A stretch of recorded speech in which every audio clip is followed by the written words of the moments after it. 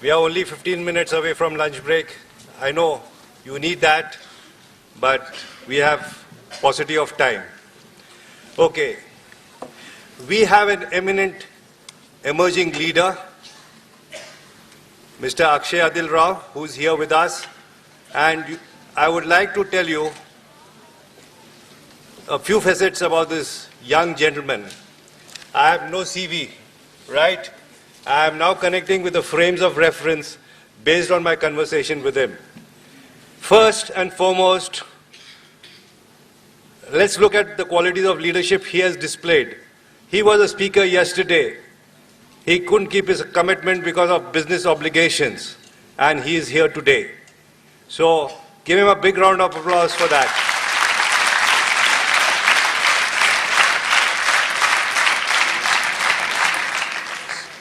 Second, at the age of 32, he leads Dyanlog India, which is in manufacturing space and does a lot of work in the defense segment. I would wish to highlight that he is one of the few gentlemen who work and run a company when he himself is not an engineer, which means he has shared a myth with me. I necessarily don't need engineers. I need people who can apply themselves. So he's a different kind of leader who looks at people with different skill sets and who believe that they can deliver. Not satisfied with his current business, because that came from his father onto him, he has set up another company which is into reality, and that's also progressing very well in the last 5 years. So he's a person who is leading from the front, and to my mind, he is one of the emerging leaders of tomorrow who's already established his credentials on the Indian soil. He does a lot of exports as well. I would now invite him to take over the podium. Thank you, sir.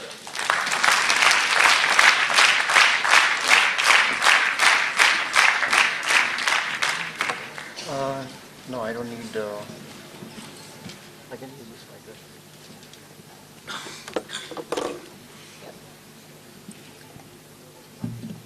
Thank you, Dr. Singh, for those kind words. And thank you very much for giving me this opportunity to be a part of your great interaction. I was really overwhelmed by seeing the infrastructure that you have at your disposal.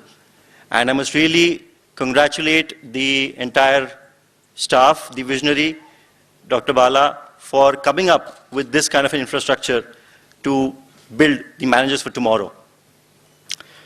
First of all, I would like to tell all you guys that you seem to have a lot of patience. Dr. Singh just told me that you've had this session since 9 o'clock in the morning. 8 o'clock. And a lot of your volunteers, I'm sure if the session starts at 8 o'clock, you would have started from your house at 6 o'clock. So this actually was a throwback to the time which I had spent at my college, and it brought back a lot of memories. First thing that I would like to tell you is that apart from whatever academics that you would be going through in the next 2 years, 1.5 years that you have here, the most amount of learning, actual learning as you would call it, would happen at the back end when you're doing these kind of events. It's not just in terms of organizing of course one part of it, but in terms of interacting with people, teamwork, leadership is actually what you get a chance to exhibit on a daily basis.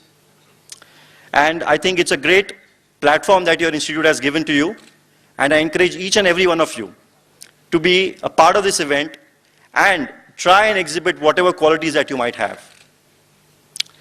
Over the last couple of days and yesterday, and I think also tomorrow, you would be exposed to a lot of learning from different leaders who've come up the hard file, who've kind of achieved something in their careers.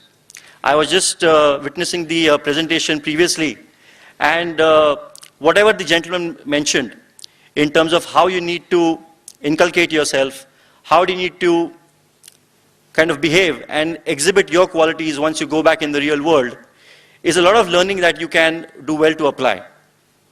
Of course, what you learn in an academic world and what you actually get a chance to employ in the real world are two different things. Well, I am here not to talk to you in terms of the theoretical knowledge that I would have acquired. I think the students of today, the kind of curriculum that you are exposed to, every 2-3 years, you get a chance to advance your learning. So there's no point in me talking to you about whatever I have learned in the books. I think this is a good opportunity for me to tell you as to how ruthless, practical, the real world outside is. And let me tell you that some of the stuff that I tell you is not going to be very encouraging, but then that's how life is. The time that you spend here with your friends, with your professors, is going to be the most productive and the most enjoyable time that you're ever going to have. Not just in terms of the camaraderie that you share with them, but also the kind of environment that you're going to be living in. But once you go back outside, how the world treats you, how you respond to the challenges of the professional career is something that is totally in your hand. I have a quick few points to make. I know you are very close to your lunch break. The theme of this event was Leaders of Tomorrow. And it's definitely nowadays I've seen that people are not just wanting to be good managers or good executives. And that's a good trend. People always want to aspire to be something big. And everybody wants to be a leader. And there's nothing wrong in that. Of course you should be a leader. But before being a leader, what is the chance that you have given yourself to understand what you innately are good at?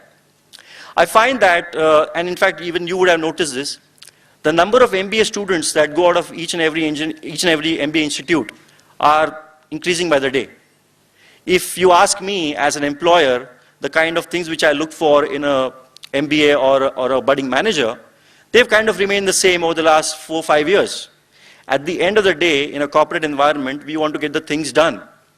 I don't care if it's an MBA from this institute or somebody who's a go-getter who might not have had an MBA tag attached to his name, but he has done the hard things. He's come up, he's gone through various trials and tribulations, and over a period of time honed himself in such a way that I feel that yes, this gentleman might be of some use to me. And at that point of time, being an MBA is immaterial to us. What I've seen is a lot of students want to do an MBA. They always want to kind of see what's the best thing that they can do so that they are employable in the market today. I'd like to ask you a question. How many of you want to be entrepreneurs? Almost everybody wants to be an entrepreneur. That's a good thing. And being a leader, the manifestation of being a leader is somebody who's an entrepreneur also. I mean, you could go to any, right from a small-time shopkeeper to a multi-billionaire tycoon, you know, they are leaders in their own sense. The degree in which they operate is different, of course, but they are leaders in their own sense. A guy who's just who started a kirana shop, he knows what he's doing. He has a purpose in life, he has a vision, however small that vision might be to begin with, but he knows what he's doing. Now, I would want you to ask that same question to yourself. Do you know what you really, really are good at? It's a very, very basic concept, but having understanding of that would solve so many questions in your life. In fact, it would kind of dictate what all steps you take on a daily basis. It's very difficult today when we are exposed to so many things, not just in terms of the media that we are exposed to, but there's so many influences that we have, right from the childhood till the time that you are at a very formative age, that you're exposed to so many things. You have a peer pressure, you have parents telling you, but at some point of time, have you had this exercise done and found out, well, I, XYZ, I'm really, really good at one thing. We all know that we are unique in some way or the other. I mean, that's a given. Each person is unique in one way or the other. And I think we all agree with that. If that's the case, if you are unique in every sense of the word, then what you're doing also should be unique, isn't it? Now just imagine each batch of yours has about 50, 60 students going out. Just take an example of a faculty of HR. Now, I've seen when I look at HR people to employ in my organization, nowadays they have these new terms, a generalist HR, a strategic HR. So what has happened is now people want to differentiate themselves by adding segmentation within the profile of HR. Just imagine you and your best friend are competing for the same job in the same organization. And the organization says, oh, these are two students having pretty much the same kind of marks. They have been pretty good in terms of the academics. Now, how does the employer, your would-be employer, differentiate between both of you? You both have done HR. You've done excellently well, each of you. Well, you have to determine whether or not that exactly is your calling card. And I feel somewhere down the line, a lot of our people are getting into this herd mentality that, no, I have to do this.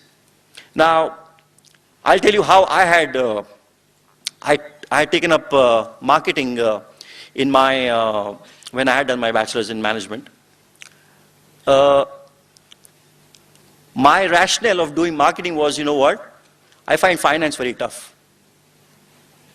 And I'm sure a lot of you people might be having the same predicament. If finance बहुत tough है यार, वो बाद में कर लेंगे. We'll employ some people, and then maybe we'll stick to what is safe or what we can be good at. What we can be good at, not what we can be best at. And it's a very difficult concept to grasp because we all are looking at securing ourselves. So if you want to do a marketing course, which by all means you have to, but you need to understand whether or not that is actually what you're good at, that is actually what kind of ticks you from inside. You see a lot of achievers today, world over, within India, I mean, you have a lot of examples to say, oh, this person is great at something. I mean, just take any example that, who do you think is a role model for, just give out names to me. Any person you think is a role model which you feel, I aspire to be somebody like that. I'm sorry, Richard Branson? Warren Buffett. That's a very good example. If you look at these guys, just try and look at Warren Buffett, for example, and disassociate the fact that he's a financial wizard, okay? And you could sense that if this guy was going to be good only at the world of finance or making money, okay? Look at anything. I was just looking at the Olympic champions that we have. Sushil Kumar, today they're talking about he being the best athlete ever in India.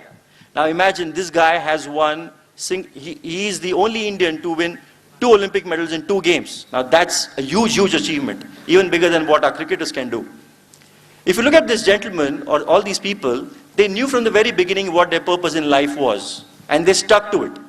It's very difficult. I mean, you can imagine at such a young age, coming in from such a humble background, and if he says that I want to be an Olympic medalist, that's something which is very hard to digest. And in a country like India, I'm sure on a daily basis, he would be knocked down by not just his family saying, yeah, it's not possible. Yeah. Can you imagine an Indian becoming an Olympic medalist? And this guy did it twice. Now, he might not be as educated or as learned as I am, definitely. I'm sure he can't run a business the way I do. But there's no way that there's a better wrestler in India than him. And I don't think there's any doubt on that. That brings me to the next thing. Try and learn to take certain risks in your life as you move forward. You all are what, 23, 24 maximum? 20s? But that's pretty young. I think that's the time to take risks. And by risk, I don't mean that just, take a sabbatical and go hitchhiking or something like that. Take a risk within the kind of domain that you want to work on. I saw that a lot of people said that they want to start their own businesses. My question to you would be, if you want to start a business of your own, say in the next 5 years, you also have a pretty good idea as to in what sector that business would be in. If that's the case that you set for yourself, then start learning or start getting into that particular industry at a very grassroots level. A lot of the people, when they are looking out for placements, naturally, of course, money is a huge calling card, it has to be. But at the age at which you are, you can give some time to understand the business that you're going to be in. Dr. Singh mentioned about my other firm which I have started, that's into luxury furniture. I got to know of this business through a friend of mine, and he was the one who was working in this organization which was into providing luxury design products. And I just mentioned to him that why don't you do this on your own? And he said that, you know what, the capital is something which is substantial, and I feel that the kind of job that I'm getting, the money that I'm getting is safe enough. I said, how much are you making right now? He said around 70 to 80,000, including all the incentives. I said, that's a pretty good amount. And this gentleman was to get married in the next couple of years. And I said, so what? You're happy with this? And of course, if you're making 80,000 today, you're going to make up like 1,50,000 a year later, 2 years later. He said, yeah, I mean, that's the natural progression in the industry that I am in. So you think that's fine with you? I mean, you'll be happy with that? He said, it's okay, but I think I can do better. And I said, if you want to start a business of yours and you say that capital is a constraint, let's tie up, because that's the time when you can take a risk. He was 25 at that point of time. But 5 years later, when we are like doing well, and I asked this friend of mine once, I said, do you think you did the right thing? He said, definitely yes. Because as if I would have progressed later, I would have kind of got myself sucked into that security thing and said, I mean, making 1,50,000 a month is not a bad pay packet to take in any part of the country. So try and take a little bit of risk. It's good that if you have certain goals in your mind, like people saying that they want to start a business, well, if you want to learn the tricks of the trade, the best thing is to start fresh when you can take a little bit of risk. The other thing that I have noticed in the real world is you need to be attached to your customers, to the field, most of the time. I had a very funny experience. Our company, what we do is, we're basically supplying defense electronic equipment to the armed forces. So if you see the 2611 thing which happened, we have a solution for that. What we do is we develop remotely operated vehicles. It's like a robo which can replace a live soldier. It can climb stairs like these, take imagery of any environment, relay it back to a base station, and based on the communication channels that we have, it can also do certain commands like fire from a shotgun. Now, if I had to use this product or kind of give it in the field, there's no way I can give the support for this particular product sitting in my cabin right here. I would have to go out in the field, engage with the client, understand their problems, and then give a solution on the field. At times I have noticed that a lot of students, they're very happy while doing the data analysis, the presentations. It's very seldom that I come across somebody who says, you know what, I don't mind going to the field and getting my hands dirty. I had a student once, an engineering student, and the job was for customer support. Now customer is in the field, the support has to happen in the field, and the job was very clearly explained to him. And then he expected us to provide support in terms of like a call center thing. I said, I'm sorry, we don't have a call center infrastructure. That's not the way the business works. And the gentleman refused the job. So it was not on the basis of the salary. We were trying to match the salary what he was expecting. The candidate was very good, at least in terms of qualification, but they were just not able to understand the fact that support is something which you need to go out, get your hands dirty, interact with the customer so that you are in touch with the market, you're going to be relevant in the market. And I've seen many times that if you are not in touch with what's happening around, it's very fast for you to be extinct in not just the job market, but in the industry overall. So I think these are a few things that if you're able to inculcate, very small basic things, it would definitely take you a long way. I would like to thank you once again for patiently hearing me out. And in case if you have any questions, I'll be glad to take them.